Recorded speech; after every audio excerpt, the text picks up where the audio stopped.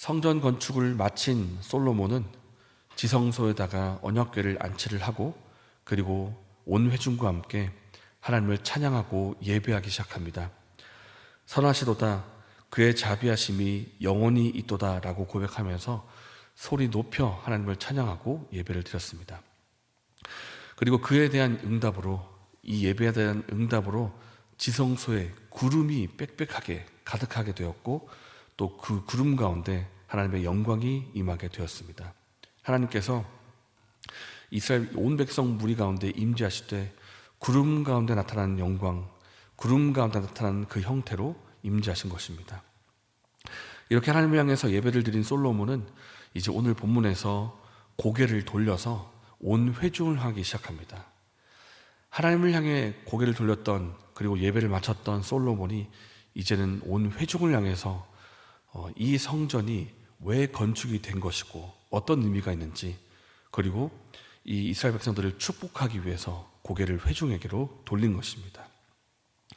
그리고 솔로몬이 설명합니다. 4절 말씀에 여호와께서 그의 입으로 내 아버지 다윗에게 말씀하신 것을 이제 그의 손으로 이루셨도다, 이렇게 고백을 합니다. 여호와께서 그의 입으로 말씀하신 것이다. 그러니까 이 성전은 나 솔로몬 개인이 야망이나 어떤 계획이나 혹은 내 아버지 다윗이 무슨 개인적인 뜻으로 만든 것이 아니다. 하나님께서 그 입으로 말씀하신 것을 내가 이루었을 뿐이다. 하나님께서 계획하신 것이고 하나님께서 말씀하신 것이고 하나님이 뜻하신 바를 내가 받아서 순종해서 만든 성전이다라는 것입니다. 이 성전이 만들어진 이유는 하나님의 뜻이었다, 계획이었다, 이것을 강조하고 있습니다.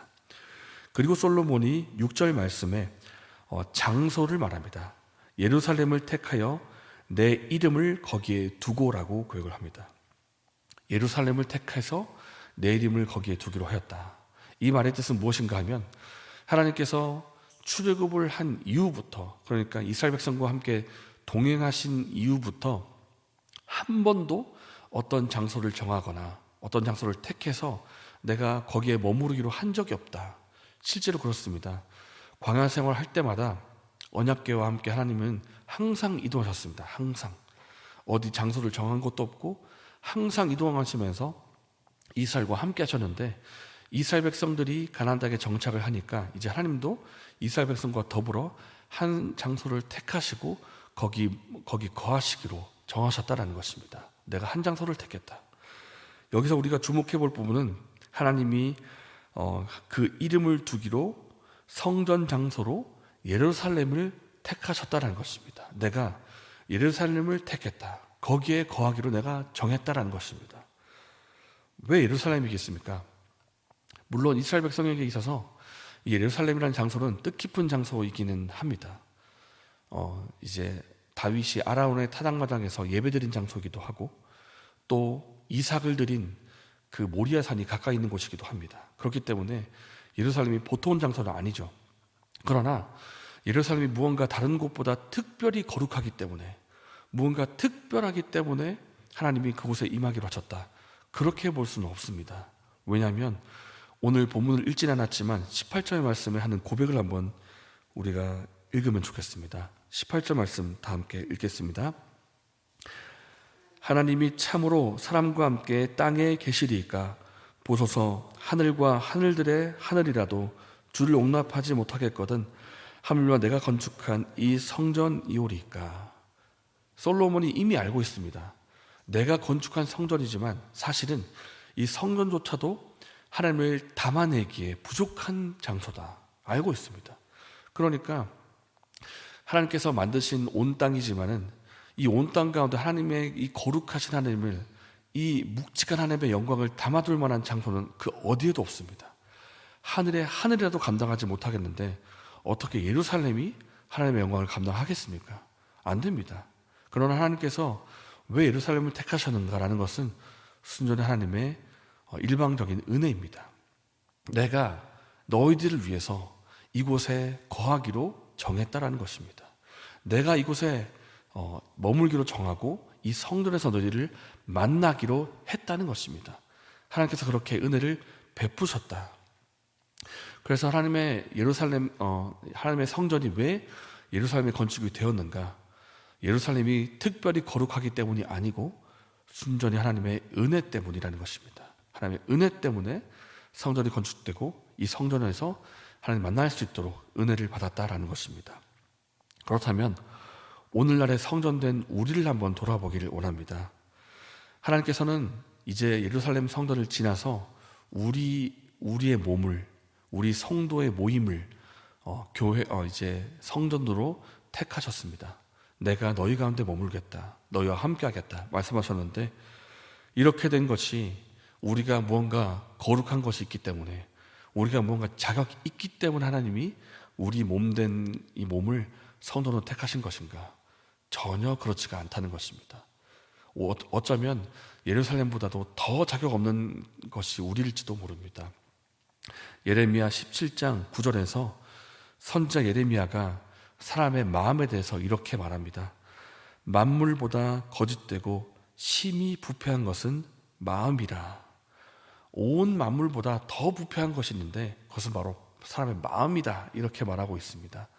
그러니까 정말 마음이 부패했고 거짓되고 죄가 가득 찬 이 마음인데, 그런데 너무나 놀라운 것은 하나님이 그 부패한 마음 안에 내가 너와 함께 있겠다 하기로 말씀하시고 함께 계신다라는 것입니다.